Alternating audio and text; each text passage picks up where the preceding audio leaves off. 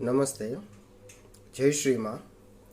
आज हम कहानी सुनेंगे रोडा ले कोक की, जो एक अमेरिकन लेखिका थी और अपने प्रोफेसर स्पीगलबर्ग से प्रेरित होकर वो पोंडिचेरी आश्रम में आई थी। और उनका जो अनुभव आश्रम में हुआ, अब हम वो देखेंगे उनके ही शब्दों में। आखिरकार 24 नवंबर 1950 का सवेरा हुआ। चारों ओर से एक पंक्ति आश्रम के मुख्य भवन तक जा रही थी, जिसमें हर रंग के, हर प्रकार की वेशभूषा में सरकारी अधिकारी, उच्च पदस्थ प्रोफेसर, युवा और वृद्ध दर्जनों देशों से आए थे और जो उन दार्शनिक ज्ञानी के दर्शन के इच्छुक थे। अंत में हम में से प्रत्येक सीढ़ी चढ़कर पहली मंजिल पर पहुंचा, जहां एक लंबे सकरे कमरे के अंत में श्वेत वस्त्र धारण किए हुए श्री अरविंद और एक सुनहरी साड़ी पहने हुए श्री माँ एक ऊंचे मंच पर पास पास बैठे थे।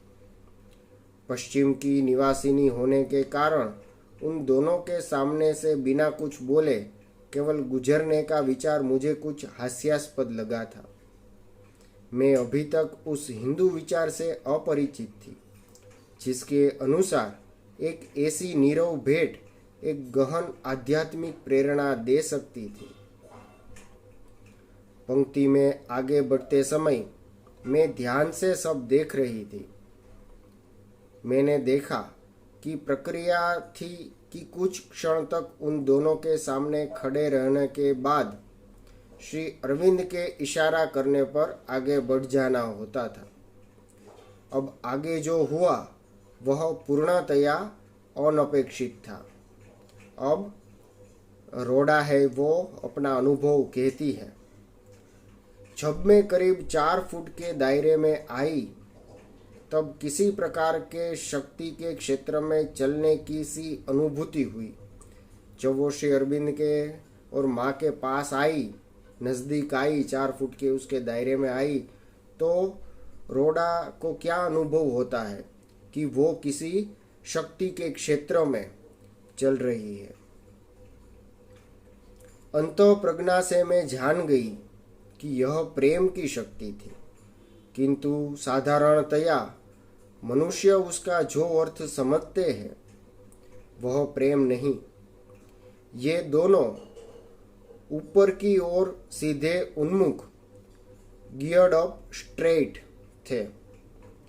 वे मेरी ओर कोई ध्यान नहीं दे रहे थे, जैसे सामान्य माता पिता देते हैं। फिर भी यह अनासक्ति बिल्कुल वही वस्तु लग रही थी जो स्वस्थ करती थी।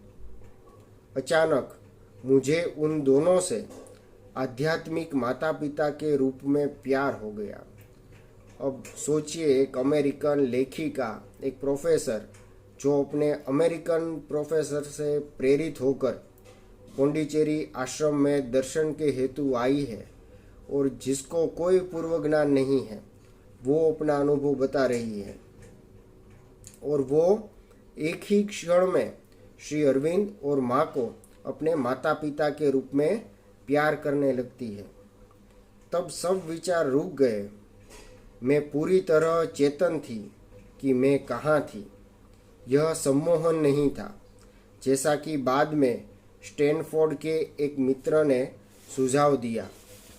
सीधे साधे उन कुछ क्षणों में मेरा मन पूर्णतया नीरव हो गया। कुछ ही क्षणों में मन की शांति रोडा को मिल गई। ऐसा प्रतीत हुआ कि मैं वहाँ लंबे समय तक, अनगिने समय तक खड़ी रही, क्योंकि वहाँ कोई समय नहीं था। कुछ क्षणों के लिए माँ श्री अरविंदो के सामने खड़े रहना, रोडा को लगता है कि वो अनंत से उनके सामने खड़ी है। बहुत समय बाद ही मैंने इस अनुभव का काल में अकालता के रूप में वर्णन किया। जब दर्शन के समय में वहाँ थी, तब मेरे मन में रंज मात्र भी शंका नहीं थी कि मैं दो ऐसे व्यक्तियों से मिली हूँ जिन्होंने वे जिसका दावा करते थे उसे प्राप्त कर लिया था। वे विज्ञानमय सत्ताएं थी। उन्होंने उस चेतना को उपलब्ध कर लिया था जिसे श्री अरविंद ने अतिमानस कहा है। बाद में इस अनुभव से मैं समझ सकी कि स्थायी उपस्थिति स्टैंडिंग प्रेजेंस से हाइडिंजर का क्या तात्पर्य था। तो एक अमेरिकी लेखिका माँ और श्री अरबिंदो के दर्शन के लिए आती है और उनका जो अनुभव होता है वो उन्होंने अपने पुस्तक the radical thinkers Heidegger and Shri Aurobindo में वर्णित किया है।